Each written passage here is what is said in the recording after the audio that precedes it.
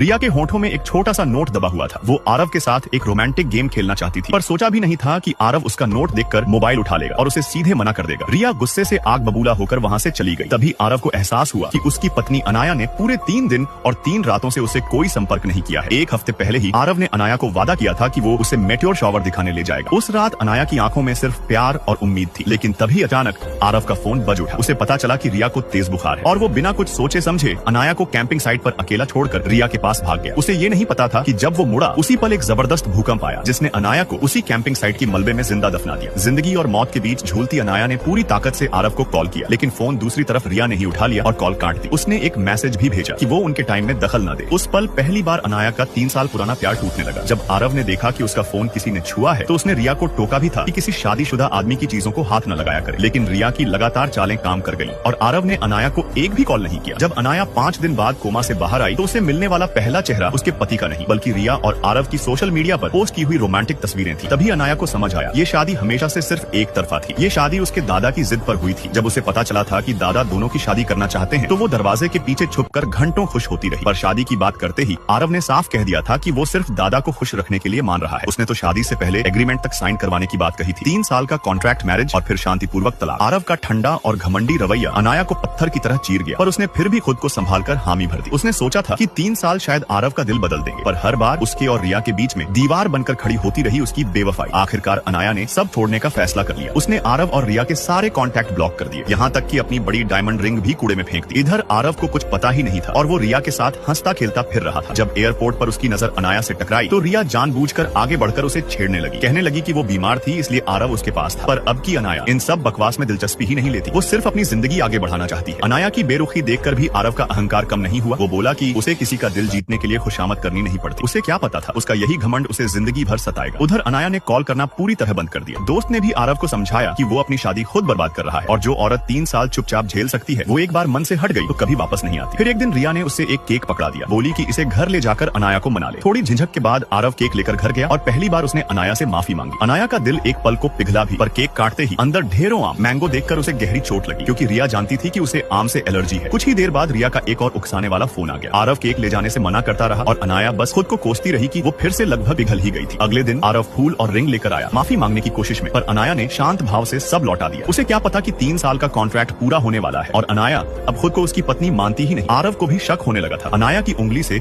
उसकी wedding ring भी गायब थी, पर उसे पूछने से पहले ही रिया का फोन फिर आ गया। जैसे ही आरव कॉल लेने के लिए मुड़ा, अनाया सीट से उठकर बिना पीछे देखे कैफे से बाहर चली गई और उसी पल से उसने तय कर लिया कि वो अब कभी अपनी जिंदगी उस आदमी पर बर्बाद नहीं करेगी जो उसे हमेशा किसी और से कम समझता